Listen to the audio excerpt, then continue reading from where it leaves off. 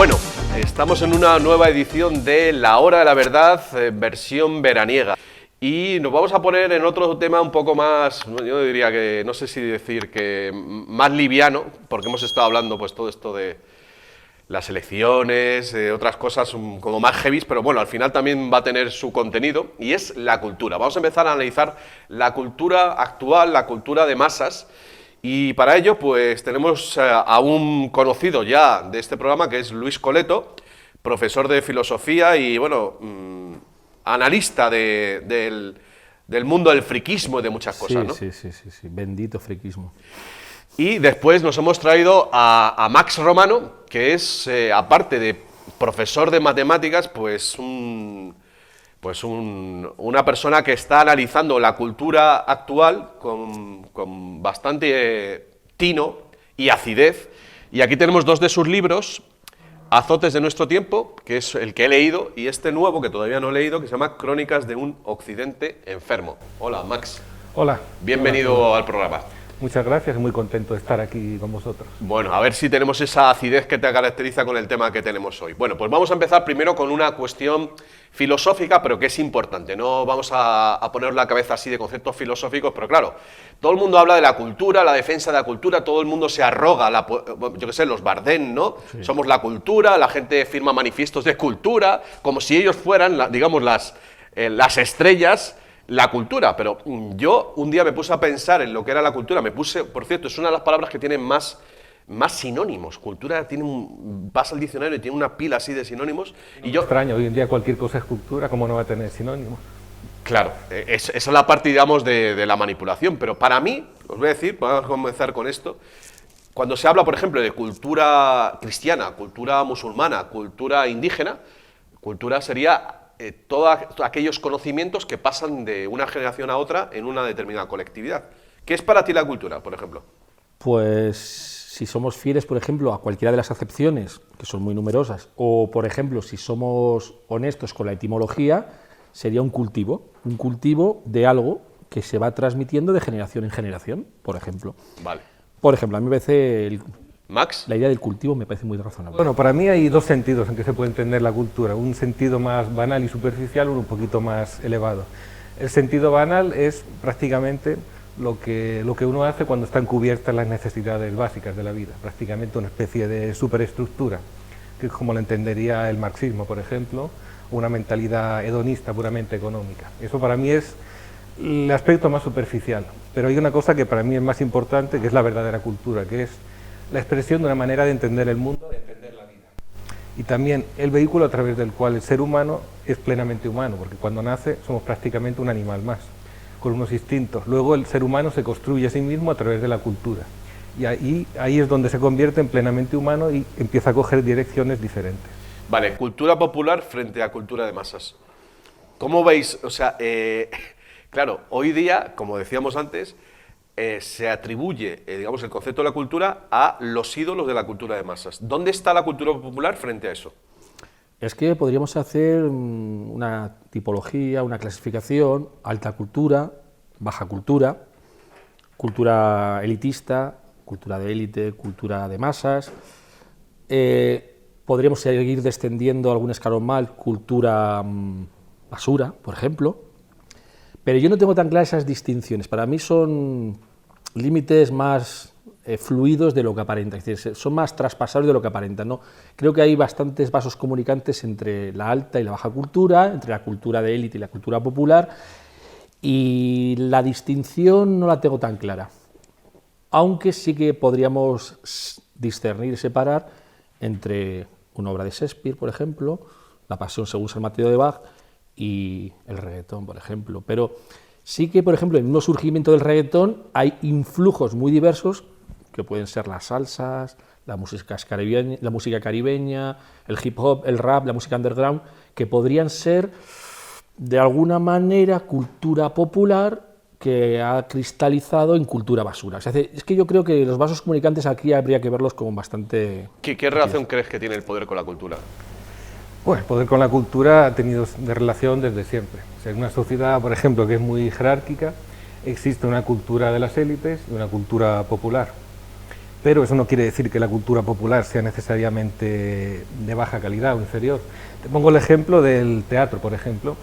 Desde la Edad Media y el Renacimiento, el teatro, lo que hoy en día son clásicos del teatro, estaba al alcance de todo el pueblo, no solamente de las élites. Las obras de Lope de Vega, de Cervantes, de Shakespeare, se hacían para que los vieran los nobles y también el pueblo. En las corralas se efectivamente. Y eran el propio pueblo, ¿no? Las representaban. Efectivamente, ahí no había diferencia, eso era alta cultura.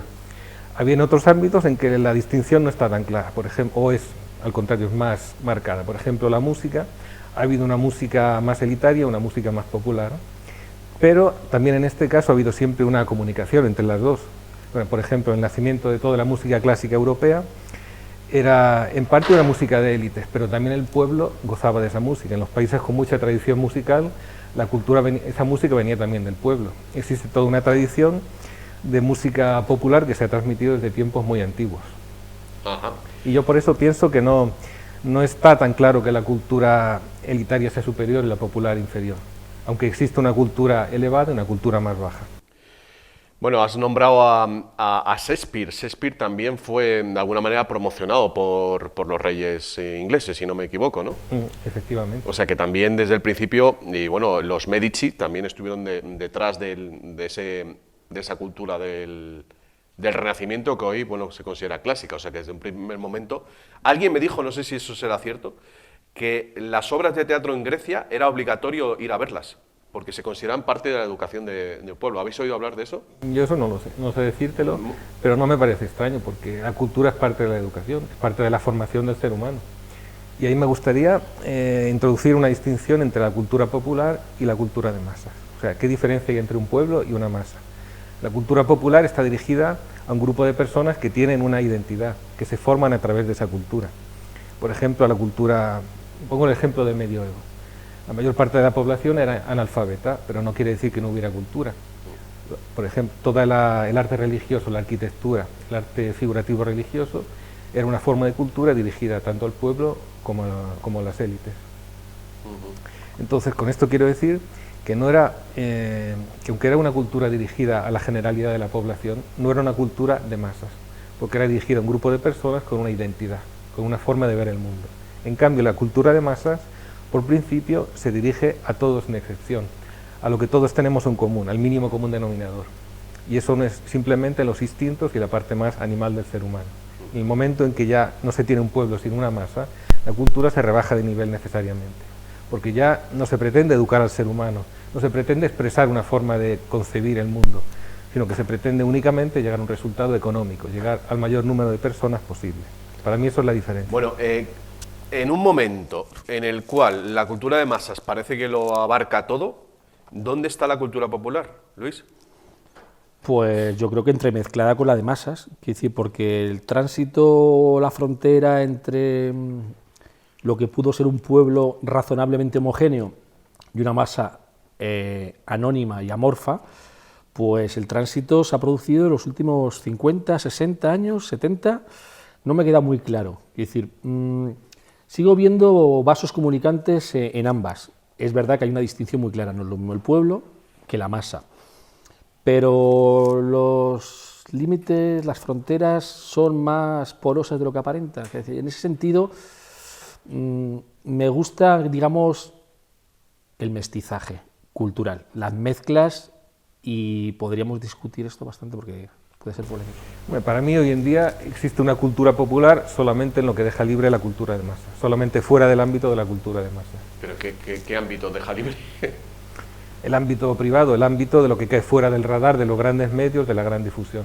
Es algo prácticamente por definición casi inobservable. Pero por ejemplo, ahora, yo qué sé, el trap, es un fenómeno, digamos, moderno, o el reggaetón, el rap, lo están cantando en zonas, yo qué sé, en Cádiz, en Andalucía, en zonas de España, y es, digamos, en los barrios, ¿no? Lo que llaman las chonis y los canis, ¿no? Los canis. Pero es una cultura que viene de fuera, o sea que al final supuestamente es una cultura popular, pero está mediatizada por lo que están viendo esta gente en los videoclips, ¿no?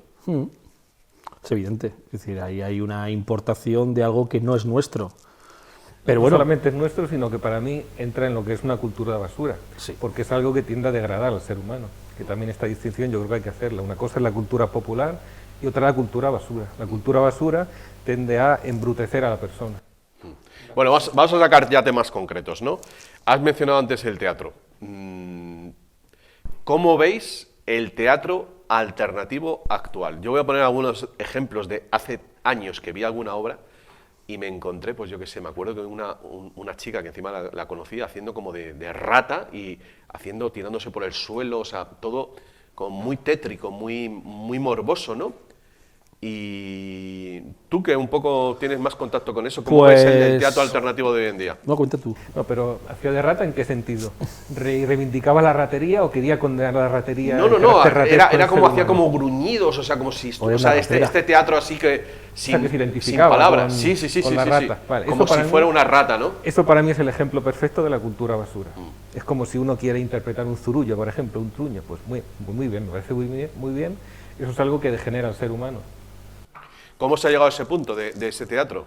A través de Freud, ¿no? De todo lo instintivo, ¿no? De reivindicar lo instintivo. Pero voy a intentar reivindicar el teatro alternativo, porque me gusta lo que se sale de lo que es la norma establecida. Es decir, si a mí el teatro contemporáneo no me gusta precisamente por todo lo que tiene de, digamos, de poca calidad, de enorme vacío creativo, y buscar alternativas, me parece que es legítimo. El problema es cuál es la alternativa. ¿Pero con qué contenido?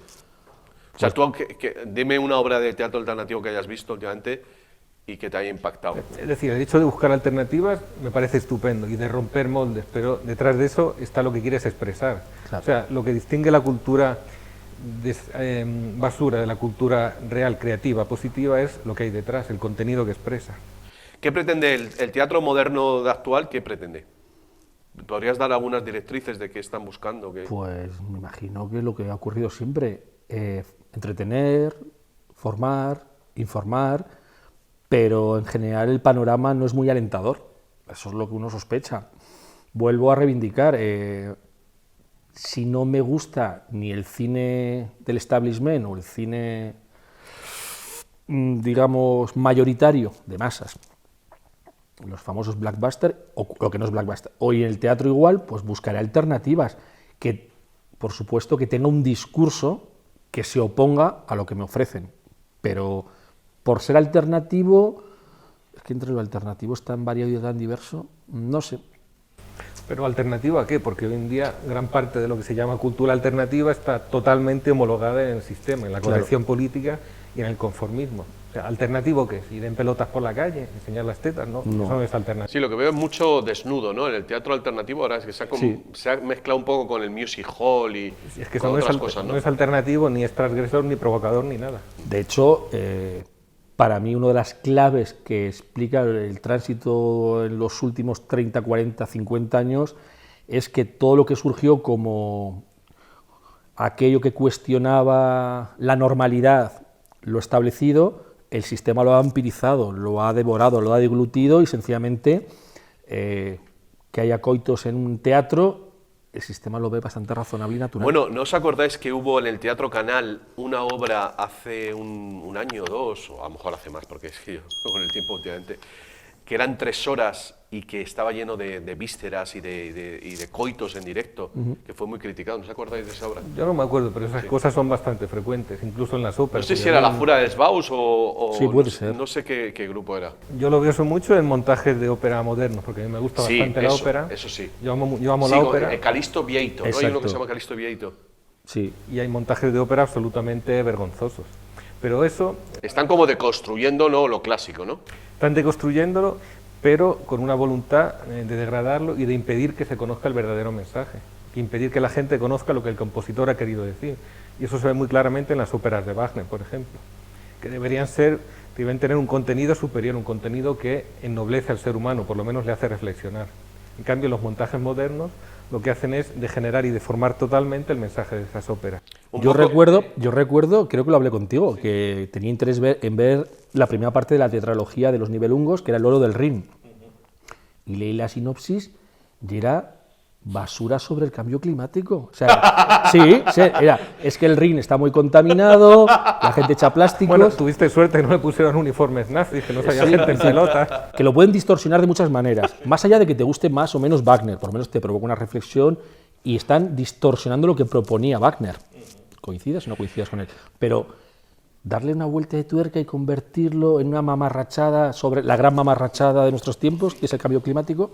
Pero son mamarrachadas con un sentido, o sea, esto no es casual ni es inocente, Obviamente. Es una guerra contra la cultura de Europa, es una voluntad de destruirla, de que las nuevas generaciones no la conozcan, es la voluntad de cargarse nuestra tradición. No es simplemente una cosa así que sucede porque sí. Yo tengo otra explicación para esto, que es, lo conté en el libro La historia secreta de Hollywood, que es atacar el inconsciente colectivo, puesto que, por ejemplo, eso se ve bien con las películas de temas clásicos como La Bella Durmiente, Blancanieves, que los están convirtiendo en temas feministas. Por ejemplo, Hansel y Gretel, tú recordarás que hicieron una versión nueva en la cual Hansel y Gretel eran unos asesinos en serie tipo... Sí, tipo Bonnie and Clyde, ¿no? Sí, no, como esa otra película que hizo Oliver Stone, de, bueno, Asesinos natos. Asesinos natos, en ese plan, ¿no?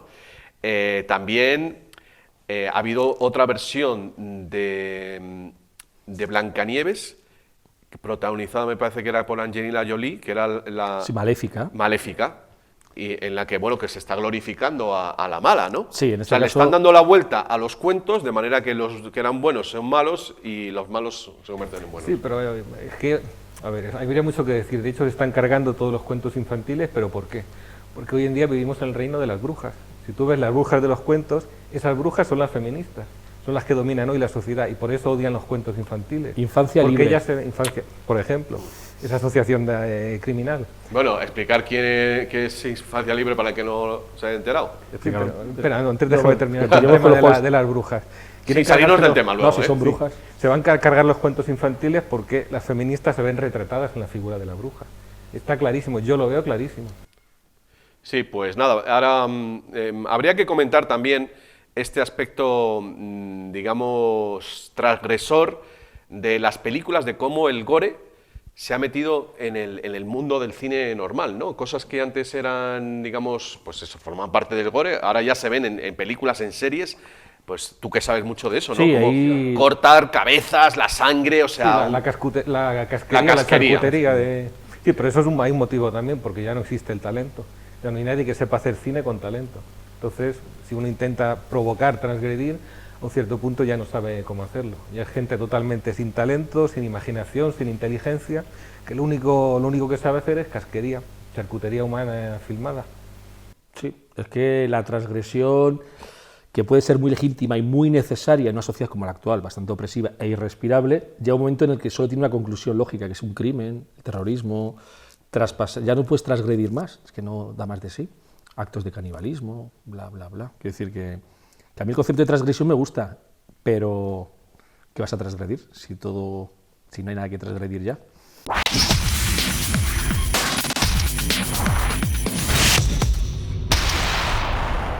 Bueno, yo creo que el mejor ejemplo de cómo el gore se ha metido en el mundo del cine mainstream, los dos mejores ejemplos son Quentin Tarantino, por un lado, que fijaos si nos hizo...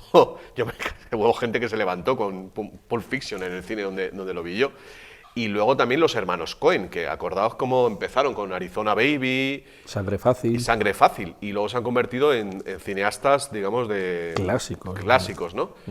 ¿Cómo ves la trayectoria de Tarantino, por ejemplo?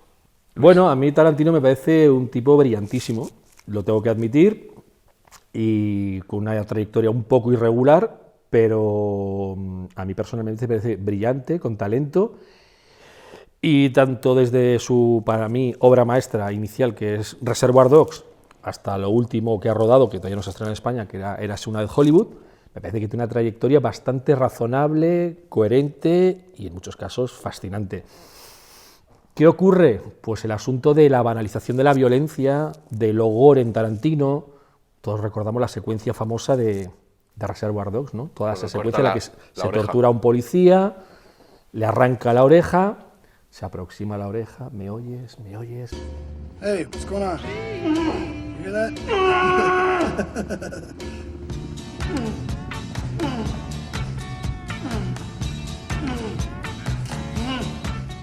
Banaliza algo que es bastante desagradable, ¿no? Que es bastante atroz, que es torturar a alguien, ¿no?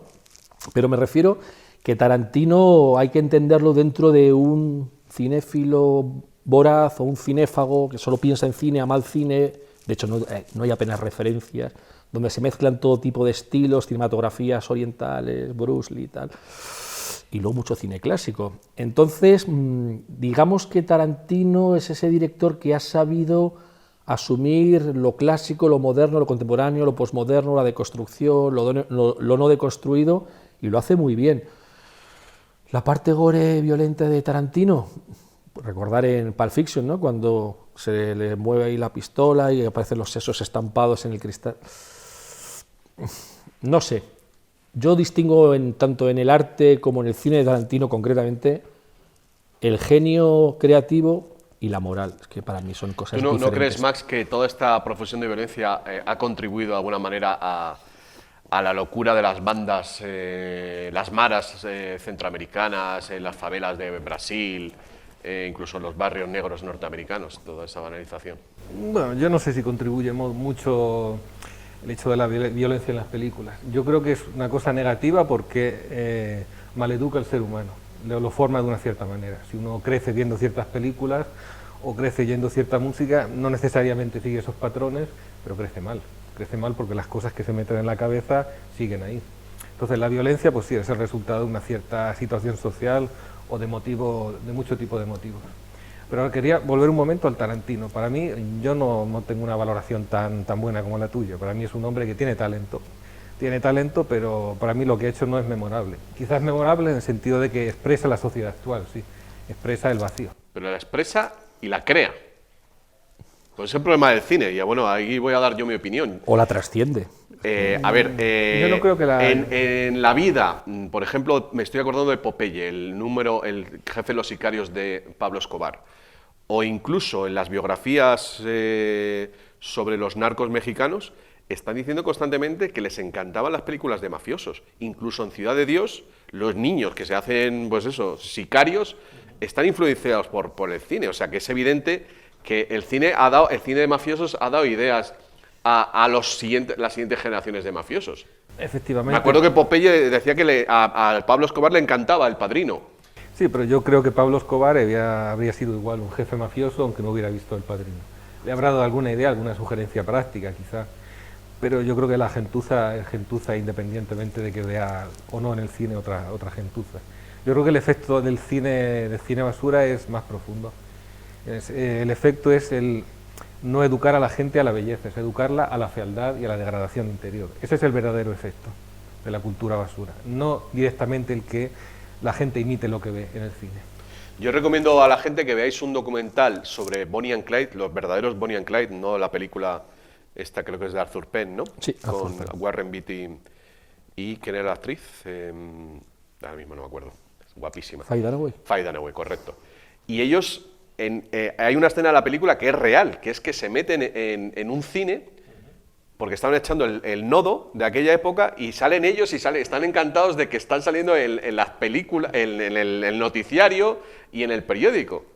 Y ellos les encantan las películas, a los verdaderos Bonnie and Clyde, y se veían un poco ellos mismos como los forajidos, porque es así, los forajidos de las películas que querían imitar. Pero incluso ese detalle que cuentas es muy, por ejemplo, muy barroco, muy cervantino, o sea, los metarrelatos, es decir, la ficción dentro de la ficción, o sea, que ellos se vean reflejados. Bueno, en la segunda parte del Quijote, el Quijote está leyendo las andanzas del Quijote que se han hecho famosas. Bueno, lo más fascinante de la segunda parte del Quijote es que ya concluyendo aparece un personaje llamado Álvaro Tarfe que aparecía en la novela apócrifa de Avellaneda. O sea, Avellaneda crea un Don Quijote y Sancho, unos Don Quijotes y Sanchos apócrifos, hay un personaje que se llama Álvaro Tarfe y Cervantes, dándole otra vuelta de tuerca, saca a Álvaro Tarfe y lo mete en la segunda parte del Quijote. O sea, que ya estaba creando eso, o sea, el Quijote como creador de realidad, ¿no? O sea, el Quijote es un fascinante juego de espejos y en ese sentido todo el cine es deudor de todo ese barroquismo que es que se ve incluso en películas tan, para mí, maravillosas como el cine kinky español, que se podría ver. Vamos a entrar con eso, pero bueno, ya les he avisado a los contertulios que yo no voy a ser solo un moderador, también voy a dar mis opiniones y ya que hemos hablado del Quijote, voy a contar una teoría que tengo sobre el Quijote. Y es relativa al año en el que fue publicado, que fue 1604, si no me equivoco. ¿Qué es el Quijote? Para mí el Quijote es un conspiranoico. Es un tipo que se ha quedado en las novelas de caballerías y que está viendo pues que los molinos son gigantes que, bueno, a los que quiere... O sea, se le ha ido la pinza, si me permitís la expresión, leyendo esos libros, y en el fondo lo que está relatando, y tiene que ver con la... No voy a contar todo eso, voy a ir a lo que me llevó a mí a esa suposición, es lo que sucedió en 1605, Conspiración de la Pólvora, que es el origen de la película V de Vendetta. Sí, cierto. Y es una supuesta conspiración católica en Inglaterra para volar el Parlamento, que, bueno, le echaron la culpa a los católicos y a los jesuitas, y que sucede un año después de la publicación del Quijote. Entonces, ¿qué es lo que yo pienso que es el Quijote? Creo que es la creación de que los católicos son conspiranoicos porque intentan identificarse, o sea, identifican al Quijote como el adalid del caballero católico, pero en realidad está chalado cuando está diciendo que hay una conspiración. No sé si me entendéis. Precisamente por eso, porque luego iban a instalar esa conspiración que se ha ido repitiendo en el siglo XVII, que es básicamente contra la Iglesia Católica. Entonces, de esa manera, con el Quijote ya califica, o sea, digamos que el arquetipo del español es un idealista que cree que hay gigantes que en realidad son molinos de viento. Esa es mi percepción. Es que es muy polisémico el Quijote, da para mucho. Yo en el libro de Los Azotes en una ocasión hablo del Quijote, porque yo lo veo como un hombre que está desquiciado, pero intenta ser auténticamente humano, midiéndose con el destino y midiéndose con adversarios más fuertes que él, escogiendo el camino más difícil. Y hablo de ello a propósito de ciertos crímenes, no me voy a extender mucho. A propósito de algunos sucesos en que una pandilla de delincuentes violaron a una chica que tenía una deficiencia mental. Entonces, mucha gente hay que no entiende cómo puede pasar eso, yo lo entiendo perfectamente. Es la lógica de la naturaleza, la lógica feral de buscar la víctima más indefensa. Entonces, desde ese punto de vista es perfectamente... Una vertiente animal. Efectivamente. Igual que el leopardo busca a la gacela que está más débil. Es perfectamente comprensible, y de eso deberían tomar los ecologistas de salón, porque la vida en la naturaleza es eso, la ley de la jungla. En cambio, elegir un adversario más fuerte es la lógica del Quijote, aunque sea desquiciado. Y por eso yo digo que los que violaron a una chica deficiente mental son simplemente animales vestidos. En cambio, el Quijote, que se mide con los molinos de viento, es un ser verdaderamente humano, aunque sea a su manera desquiciada y loca. Y bueno, esto es una lectura que doy del Quijote. Estás hablando del cine kinky, que para el que sea un poco más joven, pues son estas películas sobre el vaquilla, perros callejeros, el torete, que es... El jaro. No son obras maestras, ¿eh? Para mí son fascinantes, yo me las he visto todas. Estos calorros, que no sé si son gitanos o payos, o mercheros, que se dedican a robar coches y, bueno, que se sitúan justo en el comienzo de la democracia, finales de los años 70, el pico, que luego se mezcla ya con el tema de la heroína, y que suceden, esto a mí me parece muy interesante, al mismo tiempo que aparece esta rumba carcelaria de los chichos y los chunguitos. Por supuesto.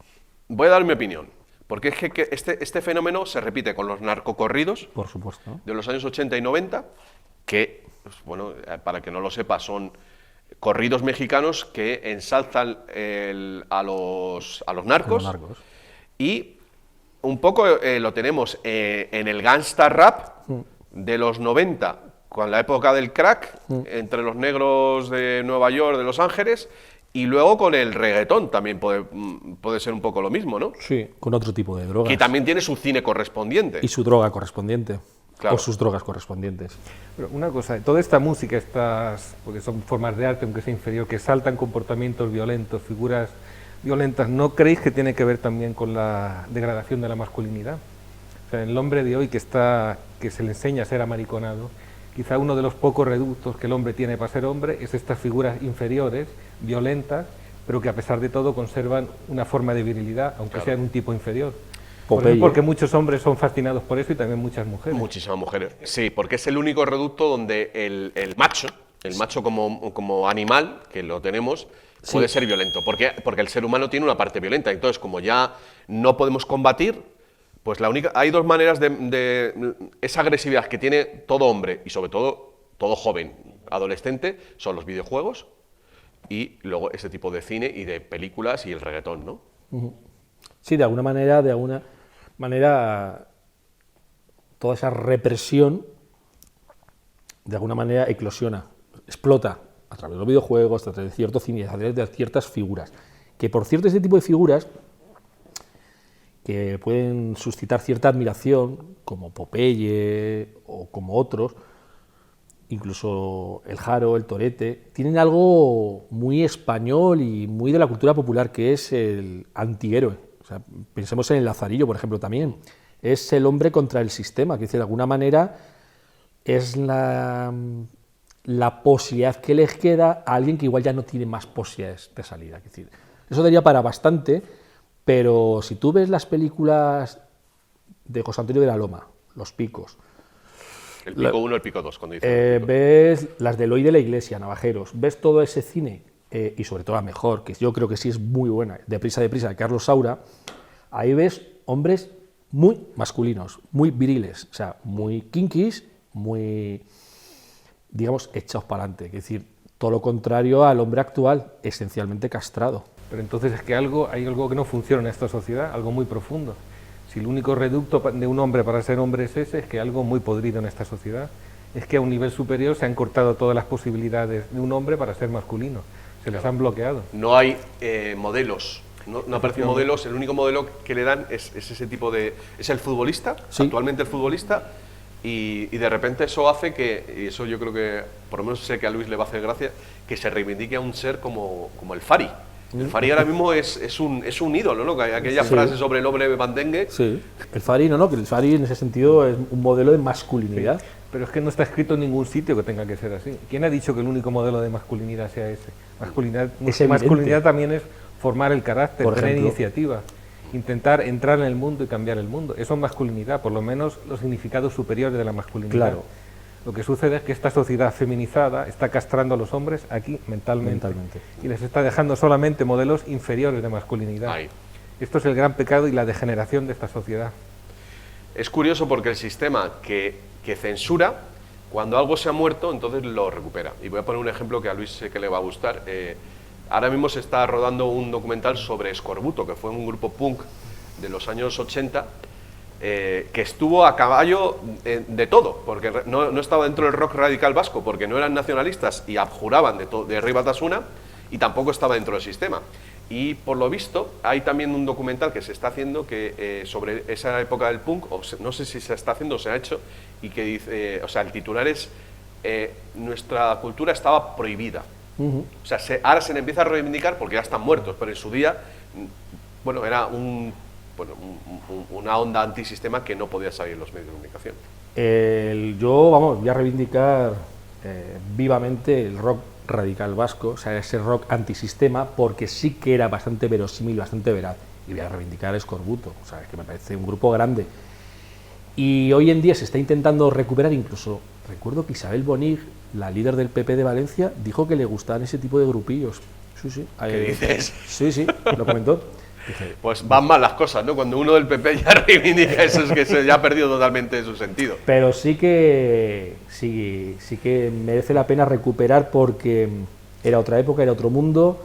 Estamos hablando de la España de los 80. Bueno, ya que has traído a los políticos, es que eso es curioso, ¿no?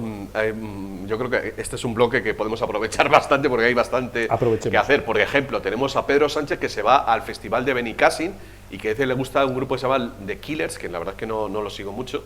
Bueno, no sé que son rockerillos de hace poco, pero no.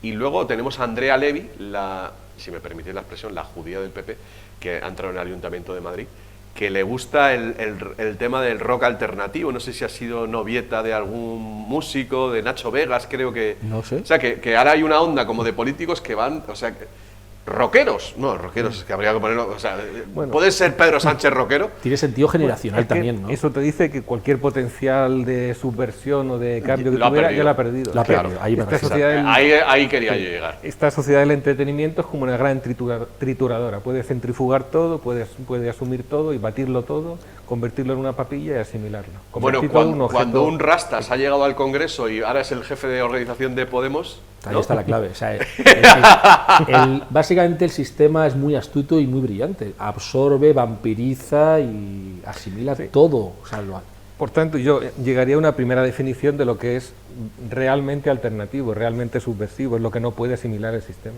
Lo que no aparece dentro de los medios de comunicación. Lo que de ninguna manera puede asimilar, lo que le resulta Vale. indigesto. Lo de que Te compro esa definición, Max. Inasimilable. Y hay... y existen estas Si aparece por los medios de comunicación, entonces no es alternativo. No es alternativo. De otra parte, Sí. el mismo partido de Podemos tiene financiación, es amigo de los bancos. ¿Cómo te puedes llamar alternativo, con rastas o no, Sí. cuando el banco te hace una hipoteca con condiciones preferentes? Bueno, Pablo Iglesias, yo le he oído hablar bien del Apoya Records y se considera él... Eso es una cosa para ti, Luis. Es que la Polla Records es un gran grupo. No, pero no, esa no es mi pregunta. Digo, si hay un político que sigue que está dentro del sistema, Es que que dice significa- que ser fanático de la Polla Records, entonces ¿qué ha pasado con la Polla Records? Porque la Polla Records está totalmente asimilada, Vale, deglutida y vale, vampirizada. ahí quería yo Y llegar. es una auténtica pena porque Evaristo es un tío brillante. Bueno, Max Romano en este libro que de verdad yo lo he recomendado a mi página rafapal.com porque yo creo que dices lo que tienes que decir con las palabras justas. Son capitulitos muy cortitos, o sea, son como artículos largos de 4 o 8 páginas y tocan muchos temas, ¿no? Y hay uno especialmente virulento que es sobre la telebasura. Tú, que tienes mi edad, ¿cómo has visto esta evolución de la telebasura? Por ejemplo, ¿tú crees que fue un detonante el caso Alcácer del que se está hablando ahora a través de la serie Netflix, que a partir de ahí ya hubo un antes y un después? En la telebasura, sí, pero telebasura no es solamente, digamos, no es solamente contenidos truculentos, porque eso lo ha habido siempre. Antes existía un periódico que se llamaba El Caso, que precisamente ponía este tipo de cosas. Yo llamo telebasura algo un poco más amplio, son los contenidos fáciles, banales, vulgares, el buscar algo que entre bien a todo el mundo, que entre bien y que, sobre todo, haga palanca sobre los instintos más bajos de las personas, sobre el deseo a dejarse abandonar, a dejarse ir, a no esforzarse. Yo eso llamo telebasura, además de todo el aspecto de manipulación y de propaganda oculta que está cada día más presente.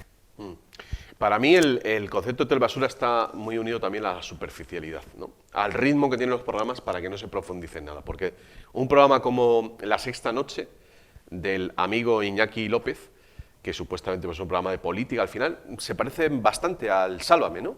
O sea, se está hablando de política, pero en definitiva el contenido es igual de superficial, ¿no?